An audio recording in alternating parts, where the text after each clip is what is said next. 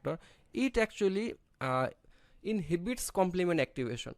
So if the person is previously complement deficiency, so complement deficient state, so it's actually, it will be very hard for him to defend against a Neisseria infection. So these two are very important thing to look at the vivas to get the better marks.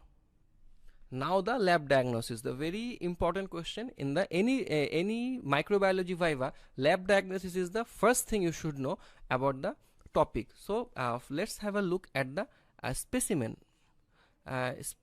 In specimen is actually different in male and female, as it causes different kind of diseases. In case of male, we will take the urethral discharge. So there is a purulent urethral discharge in gonorrhea, but we will take it in only, we will find this discharge only in acute conditions. In chronic condition, there will be very less purulent discharge, as there will be urethral stricture, so urethral discharge will be scanty, and so we will take prostatic smear in that case. In case of female, it's endocervical swab. Never take vaginal swab, it will cause false results. Never take vaginal swabs. So these are the main, the commonly we will get to collect specimen if you suspect the gonorrhea. And if we remember the disease, we will take conjunctival swab to identify neonatal conjunctivitis. You can take joint aspirate, swab from skin lesion to, if you suspect it's a gonorrhea infection. Okay, now the microscopic picture, we will get gram negative diplococci, mostly intracellular diplococci in the polymorphonuclear cells. This is the microscope. If we do the gram staining, we will see that. We can do culture at the chocolate agar or the Thiermartin or the modified New York City media. These will grow Neisseria gonorrhoeae, characteristic Neisseria gonorrhoeae. Neisseria gonorrhoeae cannot be grown in blood agar media because it contains the inhibitory substance. So the blood should be hemolyzed at 80 degrees Celsius to form the chocolate agar. Then it will grow Neisseria gonorrhoeae. And if it is better to grow it at 5% CO2 and 37 degrees Celsius. This is the optimum temperature. That means it's a bit higher. So you cannot grow very good culture in the room temperature. So and it's a bit high carbon dioxide concentration needed. So these are the very two important things to know in the examinations regarding the culture of Neisseria gonorrhoeae. And now the biochemical, as gonorrhea, that means G, that means gonorrhea, that means G, that means glucose, but no M, so no maltose. Is the biochemical, and you can do the catalase test or oxidase test. Now you can to be sure. And last of all, this is the PCR. This is common thing. So these were actually the tests about Neisseria gonorrhoeae. And for getting higher marks, for getting extra marks, why serology has a little role in the diagnosis of gonococci, it's actually the same answer, because the antibody comes later, and there is a very variation in the P-live protein, so the antibody making of antibody is a bit tough, and many sexually active males and females have this antibody previously in their body, so the serology is very, very tough. So it's a very commonly asked question for getting the higher marks. Okay, with this the Neisseria gonorrhoeae part is over. We will now look at the Neisseria meningitidis. Now we are going to talk about Neisseria meningitidis.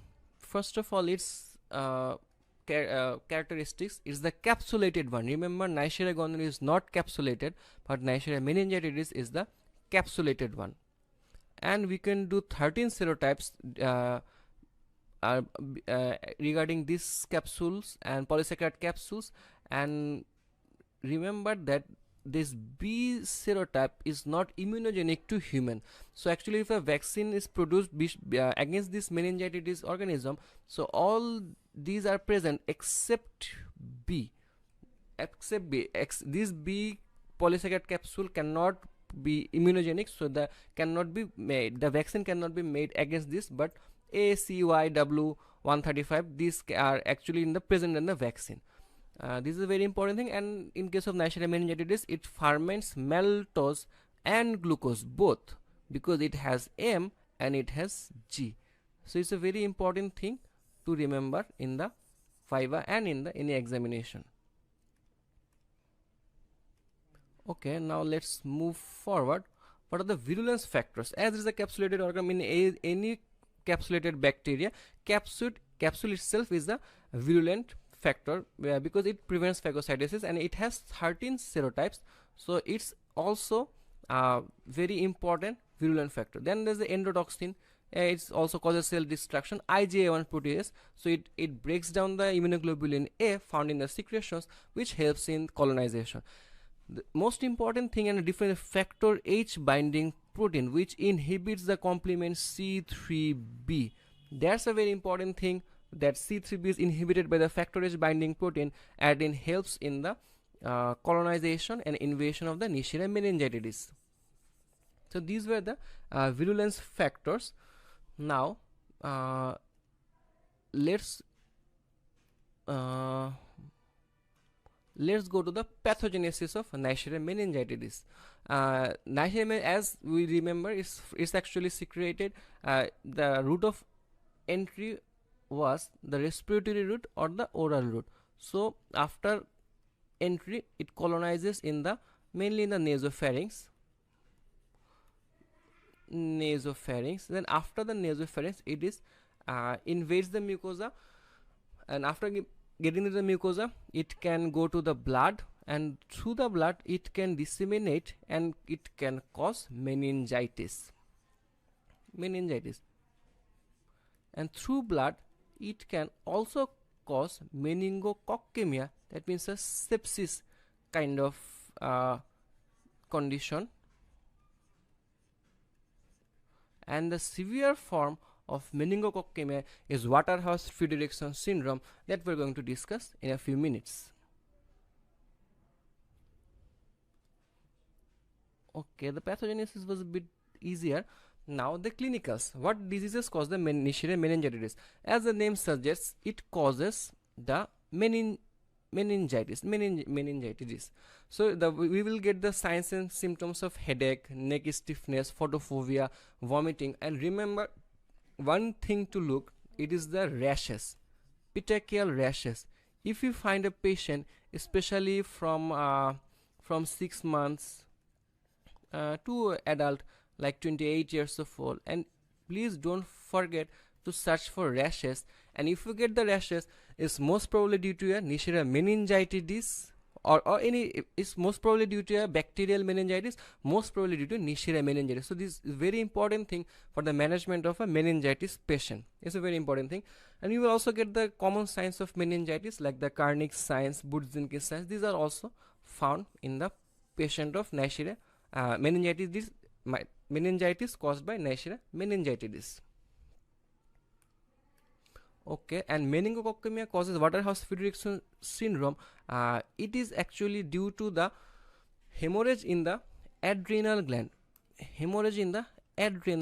Which causes adrenal insufficiency, which causes hypotension, fever, shock, DIC. Those are very grave complications of meningococcemia. This is a Waterhouse-Friderichsen syndrome. It's actually a question for getting higher marks in the any examination. The most severe form of meningococcemia. Okay, now we are going to discuss about the lab diagnosis. As we have said earlier, lab diagnosis is the part and parcel of any topic in microbiology. So in case of Neisseria meningitidis, the specimens actually are the CSF that actually causes meningitis. We can collect it through lumbar puncture. If we suspect meningococcemia, we can draw blood. And if to carrier to find out the carriers which are very high in some societies, we can do nasopharyngeal swab. But CSF is actually the main thing that we're going to look forward. In microscopic study of CSF, if we do wet film, we will get plenty of pus cell, huge amount of pus cell. That's a characteristic of bacterial meningitis. Okay, after the preparation of wet film, commonly we will do the Grammy staining and we will get gram negative diplococci. Okay, then we will do it's a Neisseria meningitidis. We will do oxidase test, and oxidase test will be positive. Maltose fermentation, it will ferment maltose, and for rapid diagnosis is the latex agglutination test. This is the very important thing, because in a patient of meningitis you will not get very much time to do culture and other things. So lattice agglutination test will give you a rapid result. It will detect that capsular polysaccharide in the spinal fluid or CSF, and you will tell that this is the organism, this is the meningitis caused by Neisseria meningitidis. You can also send a specimen for other culture like McConkey or Lowenstein Jensen, but those are actually to those are actually to but those are actually to exclude other organisms, not to confirm meningitis. Now, very important thing, that is the last slide, that what are the CSF findings of Neisseria meningitidis. The pressure, first one is the look at the pressure. It may be increased or it may remain normal. Color, it will be hazy, it will be like creamy. In comparison to viral, viral meningitis, it will be clear. The cell count is the main thing. Normal cell count in the CSF is 0 to 5 lymphocytes. But in case of bacterial meningitis, as example is Neisseria meningitidis, the cell count is 1000 to 5000.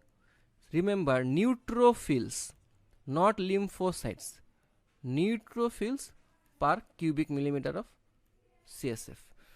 If it was a viral, there would be 10 to 2000 lymphocytes. If it was a tubercular, it would be 50 to 5000 lymphocytes. But as you are getting neutrophils in CSF, so it's most probably a bacterial meningitis, may be due to Neisseria meningitidis.